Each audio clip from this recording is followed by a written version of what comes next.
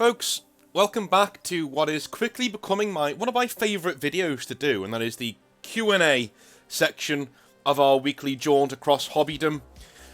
And yeah, let's get straight into it. I've got a nice cup of tea here. I'm going to be chilling out with you, discussing some of your questions. I really do frame this as, if you are watching this, you're clearly part of the channel elite. You're one of the guys who've been around for a long time, or you're one of the guys who wants to get to know me a little bit better. Or you're one of the guys who needs some advice and just wants to not do a hobby nightmare, but actually needs some advice and needs to talk about some stuff. So, let's do it, shall we?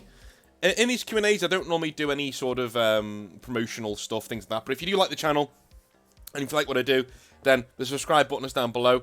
It always helps out the channel. And if you really do think it can help somebody, then maybe share the video and share it around. See if anyone can get any use out of it. So, if you want to send me any messages, you can do so on the Patreon, and it doesn't matter what kind of subscription model you are at. It doesn't matter if you're on $1, or if you're on $25 or $50 or whatever. You can send me a message and I will get to it as quickly as I can in these videos. So, I will not read out names. I've been asked by several people not to read out names, so I won't. And I apologise if you are somebody who wanted your name read out, but at the end of the day, I'm still answering your question, so you know. So, what is your least favourite army/faction? Space Marines count as one faction. Ah, so I can't say Space Wolves. Okay. Okay, well, I'm not going to say Space Marines, because there are too many Space Marines that I like. So, that is a tough one, because I don't think I actually dislike any major... Do you know what? Leagues of Votann. Fine, because they're new. And I know a bit about them. Their rules are absolutely broken. Their lore is okay, but I think, oh my god, these are like Space Dwarves. We could do so much more with these. There are in so many video games about Space Dwarves recently, about literally mining stuff in space and breaking down spaceships and stuff. We could have had truckers in space. We could have had 40k truckers in space. Do you know what? Next lore video, Leagues of Votann. You heard it here first, right? But yeah, they would be my least favourite in terms of the lore, because it's just so bloody lazy and esoteric, and maybe they went away for a while, now oh bollocks, go away. So yeah, Leagues of Votann. Alrighty, next one. I've been enjoying your content for some time now. I don't have any questions particularly, but do want to say keep up the good work and thank you for keeping me sane. No worries, man. Oh, it's you know, always a pleasure. Always a pleasure. Moving on. Would you play Age of Sigmar under any circumstance? Yes, I would. What are the circumstances, and what Age of Sigmar army would you play? So, I actually think Age of Sigmar is a decent game. I don't think it's a bad game at all. When I joined Games Workshop, I had the opinion of, you know, Age of Sigmar sucks, and it's for noobs, and it's not very good, and the lore's rubbish. The lore still is rubbish, but the game itself sucks. The models are cringy. Because I was brainwashed by the wider hobby, to be fair. And when I started working there, and I started working with the models, and I started looking at the art, and I started trying to market it to people, I really did fall in love with it. I thought, this is great. This is just when I'm in the mood to wargame, but I'm not in the mood for 40k. Age of Sigmar. Like, I'm literally there every single time. In terms of armies, destruction all the way. I love the ogres, so I would go with Beastclaw Raiders or the Orcs. One of the two. Beastclaw Raiders or Orcs. And Iron Jaws, you know, the big armoured Space Marine Orcs. Get in there, son. A little bit of that. The lore needs working on. If I ever got the chance, in fact, another good idea for a lore video, I'm going to write that down, is Age of Sigmar. The entire thing. I want to rewrite the entire thing, because the models deserve more than the lore that they have. The lore that they have, it's gotten better over the years. I'm not saying it hasn't, but it's still piss poor compared to the old world. It just is. So, they deserve better, is what I'm saying. I'm not saying I hate it. I don't. They deserve a lot better, and I'd like to give them better. So there we go. But yes, I would play Age of Sigmar. Okay, if you could restart your Warhammer journey, what would you change, if anything?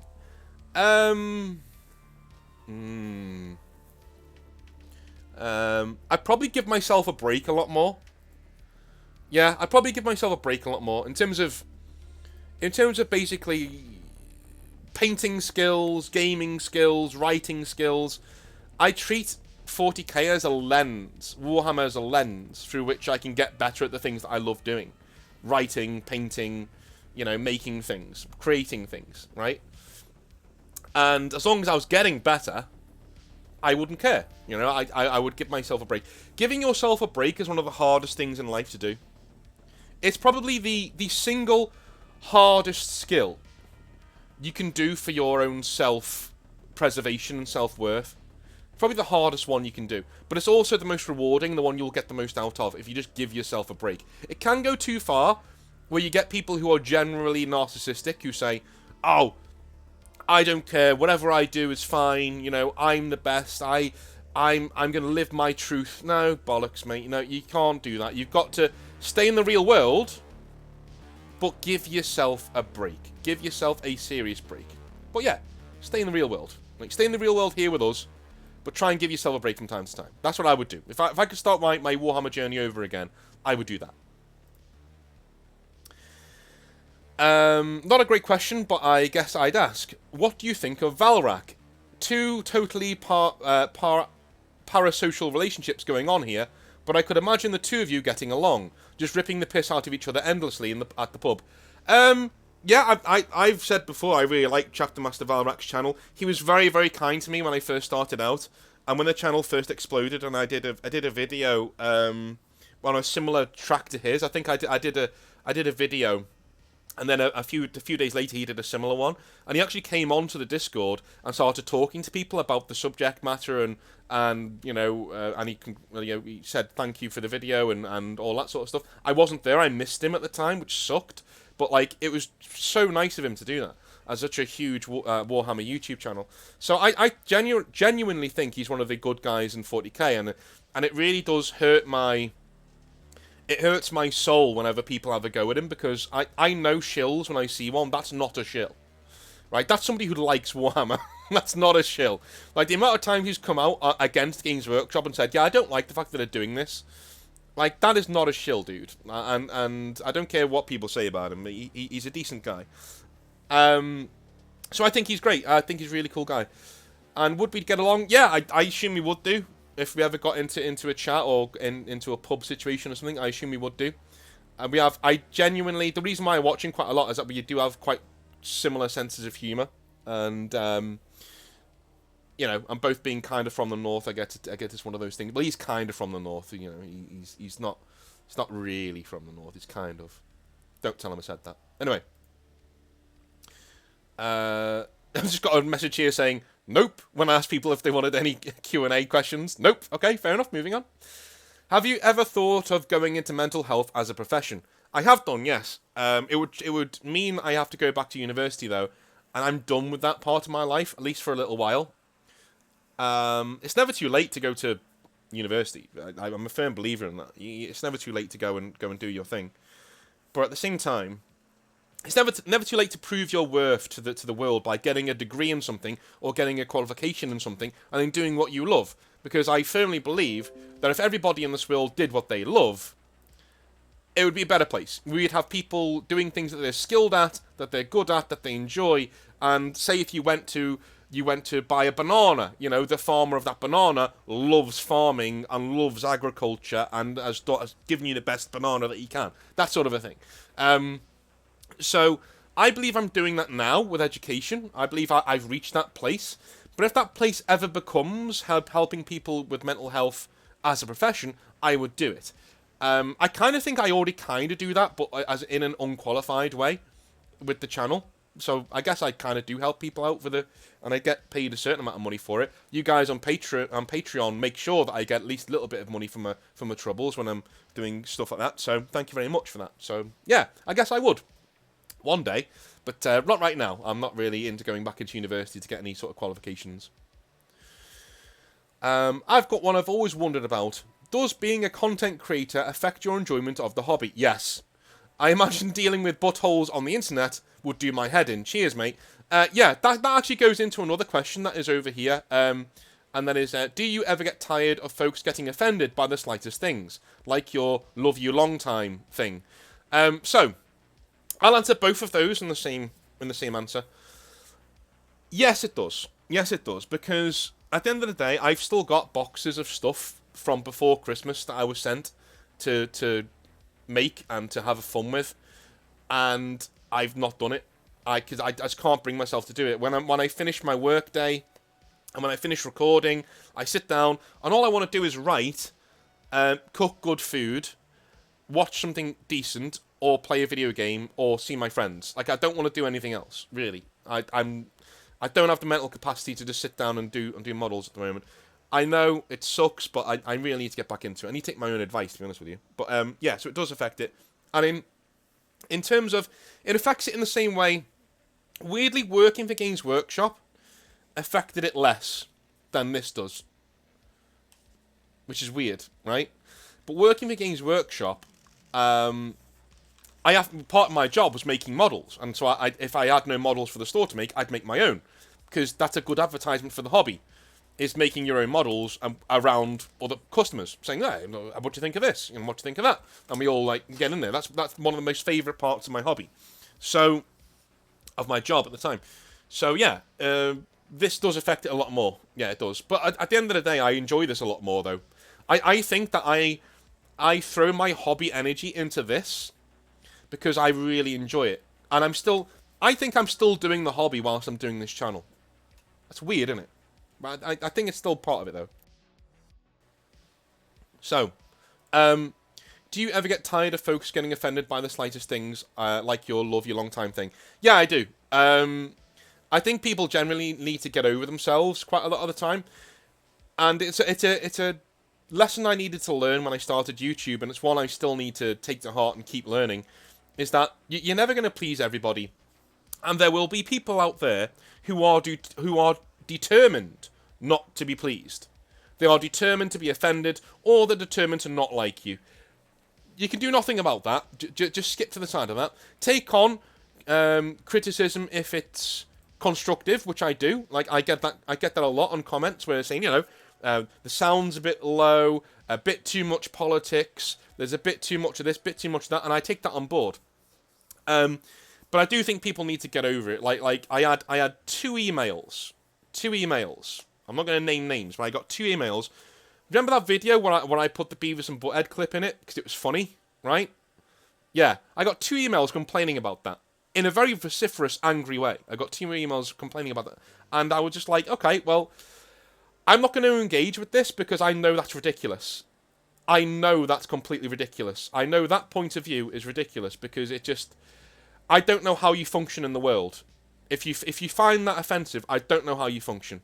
I honestly don't. I feel sorry for you. I hope you get therapy. I hope you get some help. You drink some Horlicks. You calm down, and you have a better life because I don't know how you function. If that offends you, I don't. And I get that all the time. The "love you long time" thing was fine. Again, a few people have said stuff about that. The only person who was nice to me was somebody in one of the comments or something from a while ago from one of the community posts, and I explained the situation behind that. All right, it's a friend of mine, and it's a thing that we have with each other. She's Asian, and it's a thing that we have with each other.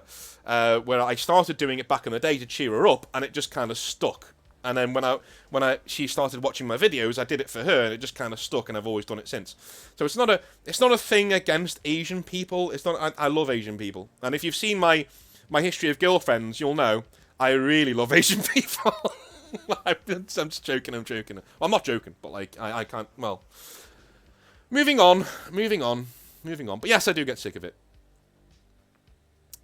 Why does GW keep shafting MESBG compared to the other games? MESBG, what's that mean? As managers, how much are you told to push? Is that Middle Earth strategy battle games? Is that Lord of the Rings? Just say Lord of the Rings. How much are you told to push Lord of the Rings compared to other games? One store in 6 in Sydney actually plays it. The rest don't have any games or boards or love. Yeah, I was not told to do anything with or without Lord of the Rings. They kind of Games Workshop kind of gave me my instruction by not sending me any Lord of the Rings box sets to sell. Do you know what I mean? In every single new release or every single delivery that I would get for stuff to sell, I would never see a Lord of the Rings box, right? Unless somebody specifically requested it, and even then, I couldn't even do it on the computer. I had to call them up and say, I need a box set of this box of Lord of the Rings stuff for a customer, and I'm going to put in an order for them. And I'd have to do it that way, which is very strange for Games Workshop, but it is what it is. So, yeah, they don't get any love. I think mainly because, listen, man, it doesn't sell that well. It doesn't sell that well. Like, I'll be honest.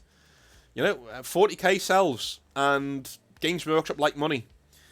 When Lord of the Rings first came out, it was this magical thing, because the movies were out and all that, and then the Hobbit movies came out and kind of tarnished it a little bit, because they weren't very good, and then it just...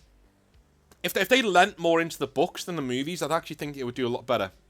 But, you know, it is what it is. And, yeah, that's why I don't sell them. You know, I agree with you. I love Lord of the Rings.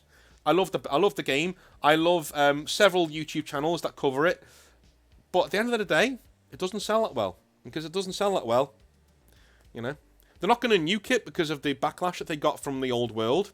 But, you know, it's been quietly nuked. Let's put it that way. Okay, that is a thing. Okay, I will come back to you on that one. Kitsune, I have got your message, mate. If you're watching this, I've got your message, and I will sort that out for you post haste. Which Chaos God is the most interesting / favourite to you? And why is it Khorne? At the risk of pissing off Pancreas No Work, I am gonna say it's Khorne. Mainly because I'm into honourable combat. And all of my armies have always been into honourable stand-up combat. All of my armies have always said, you know, we piss on people like the Night Lords because we only ever fight the strong.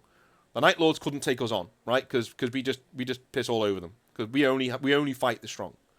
That's Khorne. That's Khorne all up in a nutshell, right? You only go after the strong. Don't bully people. That's weak, dude. And that's why I don't like the way Khorne's written sometimes. Because in their own lore, Khorne is not supposed to bully people. Khorne's supposed to go up to the biggest, baddest bully in the playground, and he headbutts them right in the fucking nose. Right in the nose. Because I'm the big guy here now. You know, I'm the fucking... I'll show you me chest there. There. I'm the man here now. You fucking... You report to me now. I'm Khorne, bitch. Like, that's Khorne, right? That's why I like him so much. He's easy to understand, and he's more base in his needs, and he's actually, he's honourable. Like, he has honour. Don't hit him in the back. It's the one thing that pisses him off more than anything else in the world, is hitting him in the back. The only reason why Scarbrand is still alive is because Khorne kind of respected his gumption for attacking him in the first place. But he was banished because he did it in a bitchy way, like a little bitch. If he went up to Khorne and just tried to headbutt him, Khorne would have been like, sensational, have some more power. But the fact that he tried to do it behind his back, that's what annoyed him. I love Khorne for that. And he kind of reminds me a little bit of Crom. And Crom is my favourite god in any setting ever. Because he just doesn't give a shit about anybody. He just, like, you know, I've already given you what you need to succeed. I've given you the will to survive. I've given you the will of being human. That's all you need. That's all you need. Anyway, love it. So, number one, I have a few questions from this person. All right. First one is lifestyle and mental health related.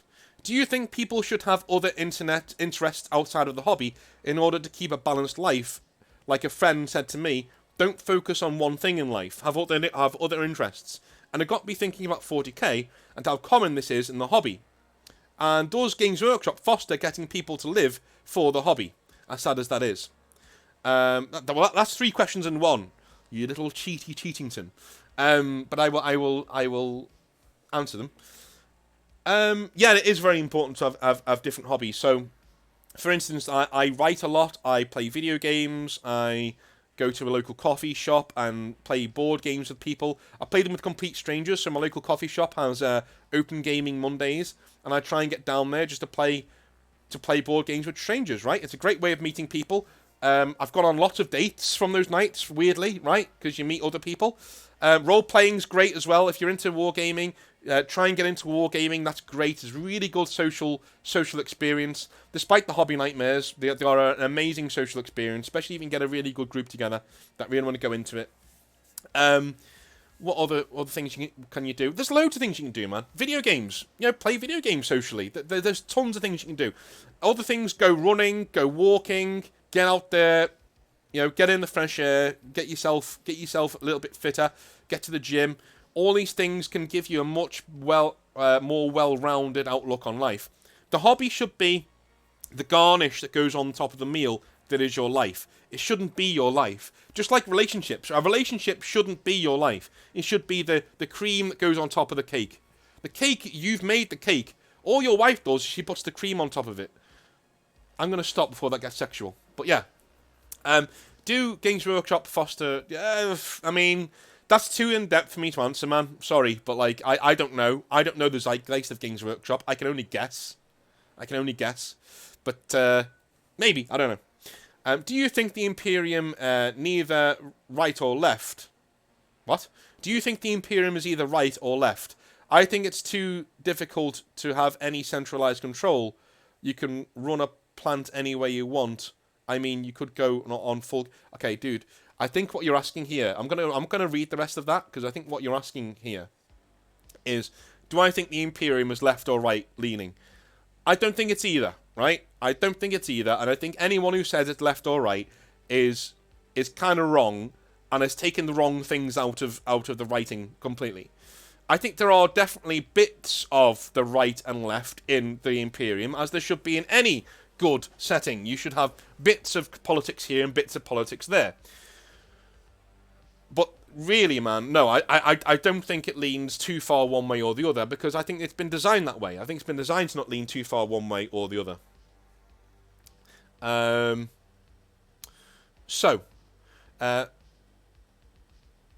Men control access to the relationship, but I've noticed via media as a society that the message being told to young men is women control access to relationships, thus taking away a man's ability to know his power and changing the dynamic by saying women control the relationship. Do you think this is true? Wow, that was a deep one. That's what she said. Okay. Alright. I'm going to take a sip of tea and I'm going to get into this. I do think that's true, yes. I do think it's true that society tries to do this. But I also think that the way to... So for what you said there is that society keeps telling you that women control access to relationships and you have to pursue them and try and hold them down to a relationship and things like that. Whilst I think society is doing that, yes, I think there are ways around that, and the main way to get around that is to realise that that's not the truth. That's not the truth. Okay? Advertisements, companies, corporations, anything. They can... YouTube, Instagram, they can all tell you that women control access to relationships. They don't. Because every woman hits the wall eventually. And all of the women who buy into this rhetoric of, I'm boss bitch, I decide who I'm going to be with, or I decide that I deserve a 10 in every metric, and if I don't get that, then they're not good enough for me. Those women will hit the wall and be alone eventually, and they'll be sitting there alone in a house, in a flat somewhere, going, I've got this career, but I'm lonely. I don't have anyone. No one's here. Where's my man? Why are all my friends with good men? Well, the reason why, honey bunch, the reason why all of your friends are with good men is because they realised in their 20s and 30s that they don't deserve 10s, because they're not 10s themselves, right? They would be lucky to attract a 10. What they're getting is a good man. And they've got good men now who treat them right, who make sure that they've got what they need, who treat them like a woman, right? So they come home and look, men lead. That's just what we do. That's what we do, right? The dynamic of a relationship breaks down when the woman is earning more than you and is loud about it, or when she is needing to make all of the decisions and leading the relationship. I know, because it's happened to me. It's happened to me. Where I've gotten lazy and gone, do you know what? Fuck it. You know, she's like so successful, I'll just coast. It's fine. The relationship breaks down. No matter how much love there is there, it breaks down. Because it's not the natural way. Eventually, she will realise she is a square peg in a round hole, and she'll pop out of it and go, oh, what am I doing? You should be out there doing shit, right? Lead, right? The skill in it, right, is not going into a woman and being abusive and saying, I'm leading because I'm the man and I'm a misogynist. No. The best way to do it is to make her want to be led. Because you show that you can do shit. You show that you've got a good job. You show that even if you don't, you've got the passion to get out there and get one, right? You show that you can look after her, that you can make sure that her needs are taken care of. That's how you do it. And then she wants you to lead her. She wants you to go, oh, please, yeah, take the reins. Like, you know, even if it's 50-50 or even 60-40, yeah, you take the reins on the stuff that I can't do. That's sexy to a woman. That's so sexy to a woman. Like if a man is there and he can do shit that she can't do, that's amazing. That's an aphrodisiac, man. It really is. Do you know how many women I've gone head over heels from the fact that I can fucking write? Because they can't.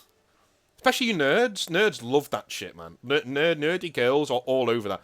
Like, if I send a woman, like, some writing and she likes it, like, that, it's game over. It's brilliant, right? Because they respect that. They're like, oh my god, this guy's got a skill I don't have. That's really sexy. Right?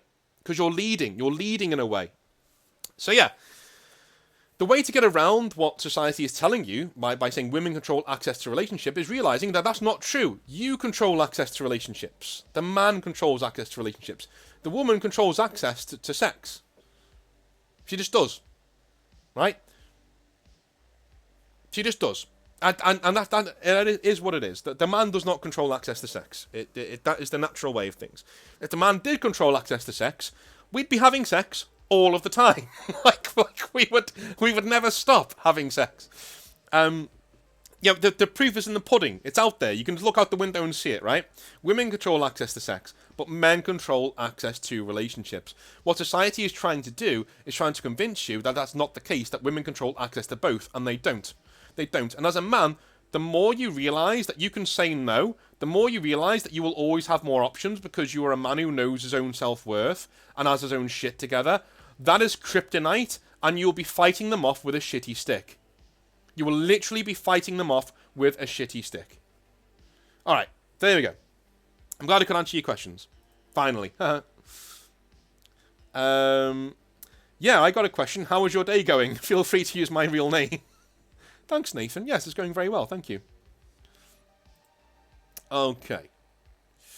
Are you a whiskey guy? What is your favourite beer, and are you a whiskey guy? My favourite beer is Newcastle Brown Ale. I'm not kidding you. Newcastle. I could drink as long as it's cold. If it's ice cold, Newcastle Brown Ale. I could drink that all day long. I can honestly drink it all day long. And are you a whiskey guy? I also like Asahi as well. Asahi Super Dry is very nice.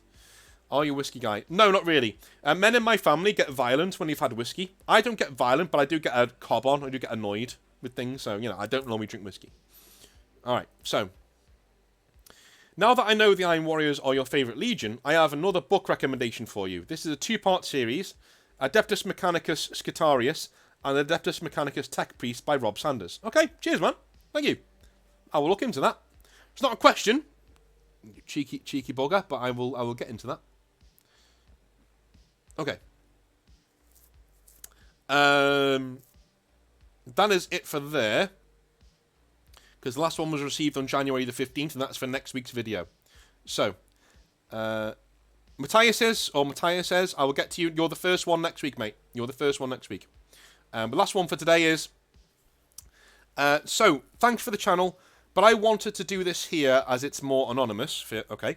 Feel free to use it for a QA. I am. I caught my girlfriend cheating on me with a friend in our car 2 weeks ago. Oh no. And we have been separated since to get some space. What do I do? Thanks for supporting this kooky Black Templars player. Well, you are a lovely man, mate, and we have spoken a fair few times.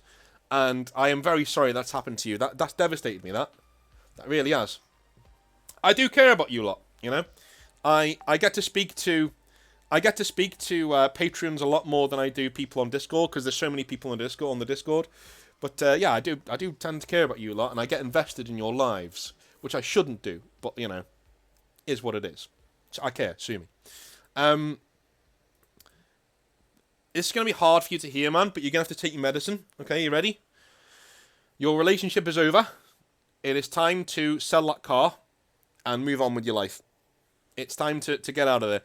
No relationship ever recovers from cheating, ever.